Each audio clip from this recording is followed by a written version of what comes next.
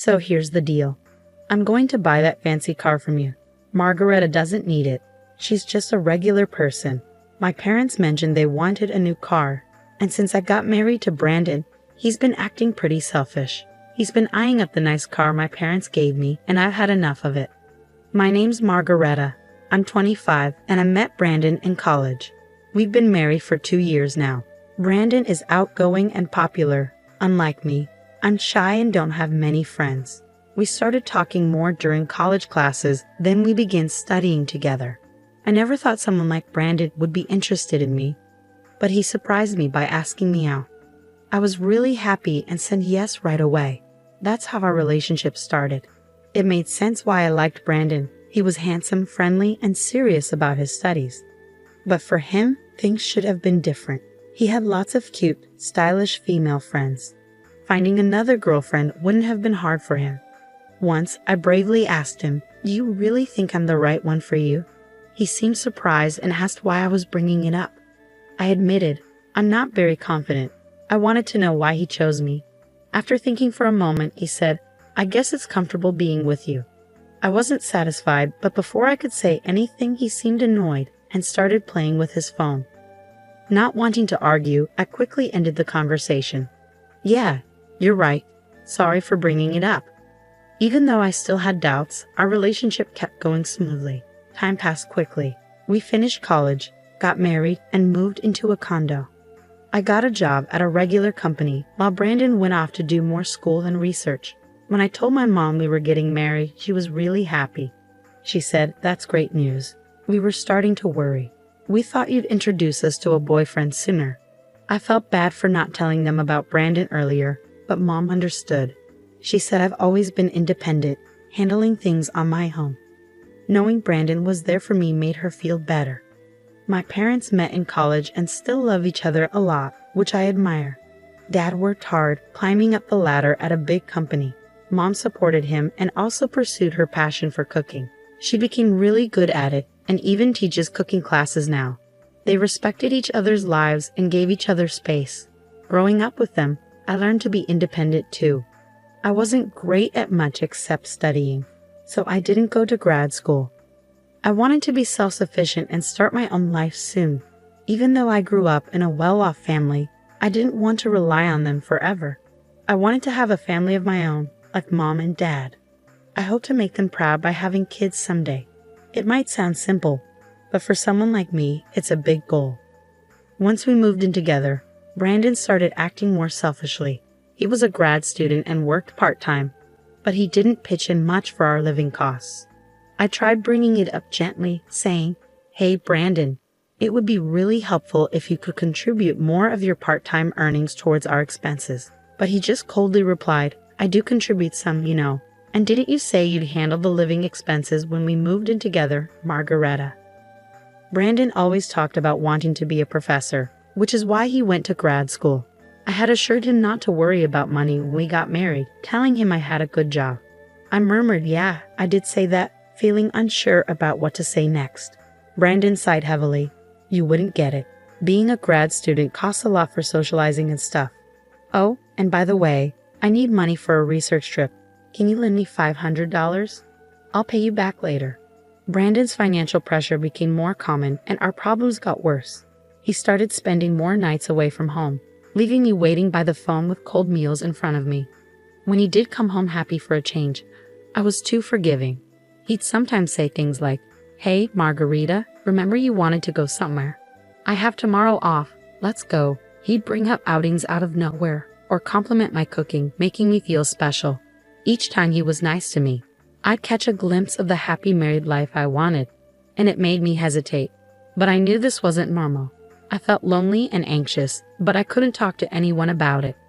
I didn't want to upset my parents, who were thrilled about our marriage, but they must have started to notice something wasn't right. When I finally visited my parents after a long time, Dad suggested I stay over and have dinner with them. Mom cooked a big meal to welcome me back. During dinner, Dad mentioned my Aunt Ellen had visited recently and wanted to see me. He said she's always spontaneous like that.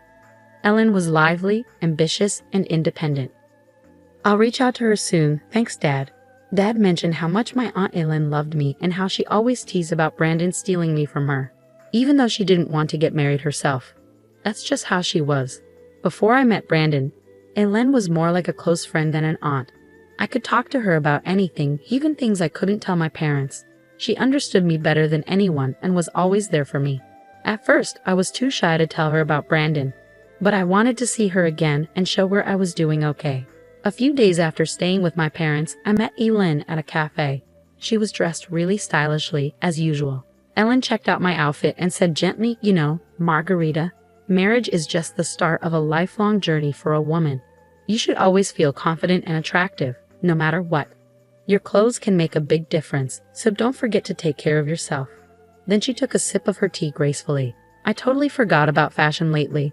I'm sorry for not keeping in touch for so long. I murmured apologetically. Ellen replied, That's typical of you, Margarita. It's good to be honest and serious, but being too timid usually comes from lack of experience. But I was thrilled when I heard you found someone special. I thought, finally, Margarita is taking a step forward. It had been ages since I spent time with someone outside on a day off, and the weather was perfect. We sat on the terrace, basking in the warm sunlight. In that peaceful moment, I felt like I could talk to Ellen about my worries without feeling too down. I had hoped even someone as shy as me could make it work with Brandon at first. But Ellen listened to my whole story without interrupting, just nodding kindly. When I finished, she asked, I suppose you haven't mentioned this to your parents, have you, Margarita? No, I even hesitated to tell you today. I didn't want to admit my weaknesses to anyone. I thought I should be able to handle this on my own, to be truly independent. I know if Mom and Dad found out, they'd want to bring me back home right away. So I want to try to deal with this by myself as much as possible. Ellen respected my decision and didn't push further, but she added, If you ever really need help, let me know first. If my dear Margarita asks for help, I'll be there for you no matter where I am. A month later, Mom called and said, When you have time, could you come over? It's not urgent. Since I had the next day off, I went to see my parents. When I saw a car parked in the driveway, I couldn't contain my excitement. Dad, is this car new? Did you just get it? Dad, can I really take it for a spin? What if I crash it? I teased, feeling excited about the fancy car. Don't worry about that. This card is for you, Margarita. Use it however you like. It'll come in handy, Mom whispered to me. We saw this car in a TV commercial, and you said you liked it, Dad recalled. So it's our gift to you. You've been going through a tough time lately, so we wanted to cheer you up. If things get tough, just drive this and come home anytime, he said with a warm smile. The car Dad got for me was an SUV from a famous foreign brand, and he even arranged a parking spot near my condo. I couldn't believe it, and I laughed in disbelief. Later, when I was driving downtown, I reached into my pocket, found the car key, and pressed the button. The lights flashed in all directions. Just then, I heard a familiar voice calling out from behind. What's with the car? I turned to see Brandon, my husband, who hadn't been home in a while. It felt like we were living separate lives. I was speechless as he looked at the car with a smug expression. Ah, I see. A gift from your parents, right?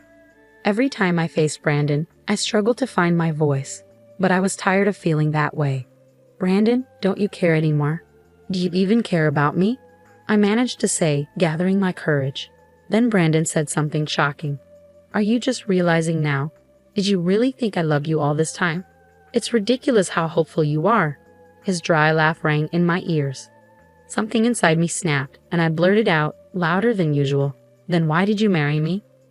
Wow, really? You're going to be that cold about it? I couldn't believe what Brandon was saying. So marrying me was just a meal ticket for you, huh? And now you want the car too because it's wasted on me? That's just great. Brandon didn't seem to care about how hurtful his words were. And if you say no, we're getting divorced. Without me, you'll never find another man. So think about it. With those words, Brandon left without a second thought, leaving me feeling angry and heartbroken, my head pounding with a headache. I sat in the driver's seat for a while, trying to calm down. Eventually, I called my Aunt Ellen for advice. A few days later, I agreed to the divorce and moved back in with my parents. They welcomed me with open arms, and life started to feel peaceful again. But that peace was short-lived. One afternoon, Brandon showed up at my parents' house with his parents. They sat down in the living room, and Brandon's father spoke up in a stern tone. "We're here to talk about our son's divorce. It's urgent."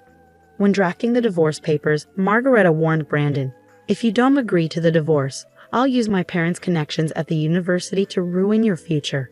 It wouldn't be hard to damage the career of a junior registrar if their daughter complains." Brandon truly loved Margareta. Her behavior was too harsh. It's clear she was trying to intimidate him. "We could easily challenge the divorce," Brandon's father said, feeling deceived by Margareta. Behind her plain appearance, she's actually a mean and greedy woman. Poor Brandon. I heard she paid him to stay away. She must have had other men over.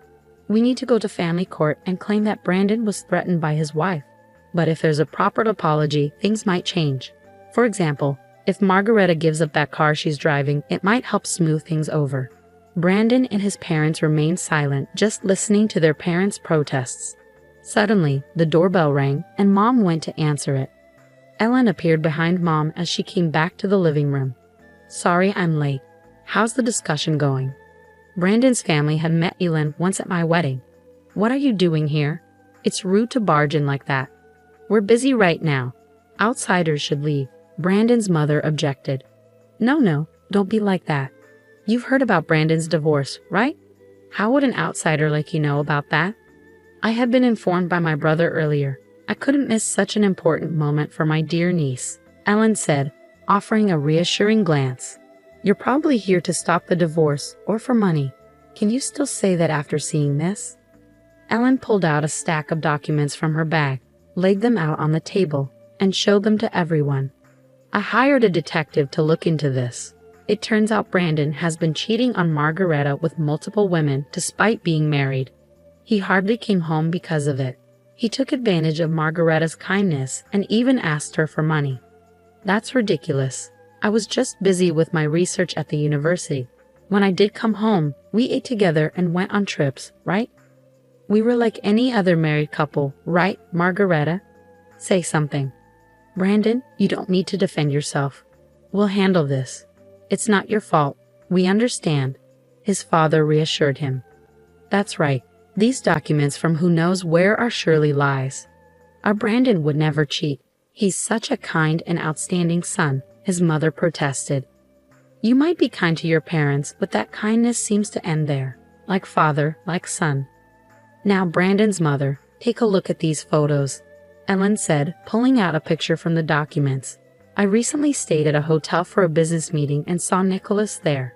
He was with another woman, looking very cozy. So I had the detective look into Nicholas too. The results were just as I expected. Do you understand now?" Brandon's mother's face went pale as she grabbed the documents and examined them closely. "What is this, Nicholas? How long have you been doing this? It's all lies, isn't it, Veronica? Stop looking. Give me that." Nicholas, looking panicked, tried to snatch the documents, but it was too late. Veronica, distraught, confronted Nicholas. "You've been cheating on me. The car you wanted so badly was for her in these photos, wasn't it?" No matter how hard Nicholas tried to calm her down, Veronica wouldn't listen. The discussion about Brandon's divorce was forgotten as Veronica stormed out of the house, crying, with Nicholas following after her. Left behind, Brandon said, "Hey, wait, what about me?" and followed them out in confusion. The rest of us were left in stunned silence for a while, but Aylin had a satisfied look on her face, winking at me. Later, Aylin told me that Brandon's parents did end up getting divorced. "You won't fall for such a terrible man again. Let's make you more attractive. I'll teach you everything about grooming yourself as a woman." Despite her busy schedule, Ellen visited me often and took me to various places like meals and shopping trips. During that time, I learned a lot from her.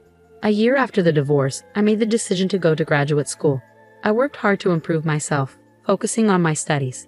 Time passed quickly, and one day, I heard someone call my name at a street intersection. I turned around to see Brandon. "It's been a while. You've changed a lot, haven't you?" At first, I didn't even recognize him. In Brandon's eyes, the woman standing before him was no longer the plain ex-wife he knew, but had transformed into an incredibly beautiful and attractive woman. Meanwhile, Brandon had fallen on hard times due to the scandal of his parents' divorce. It seemed he was no longer attending graduate school. His parents, Nicholas and Veronica, had decided to stop providing him with financial support because of the trouble he caused. He was struggling to afford his tuition and living expenses. far from the carefree life he once enjoyed. The women who used to be interested in him had left him one by one. The former glory he once had vanished in an instant, and now he found himself face to face with his ex-wife, who seemed to be a completely different person. As Brandon was about to suggest catching up, a man approached and asked, "Sorry for the wait. Are you a friend of Margarita's?" It was Leonard, the man I was currently dating. Wow, that guy is really handsome, isn't he? He's so tall. Could he be a model? Commented a group of women nearby, looking at Leonard. He's someone from my past, but it's okay. We're finished talking. Let's go, shall we? Leonard said, taking my hand and briefly acknowledging Brandon. Brandon stood there, stunned, as Leonard led me away by the hand. Without a second thought for Brandon, Leonard and I walked towards the crosswalk, and I didn't look back, keeping my gaze straight ahead as we left.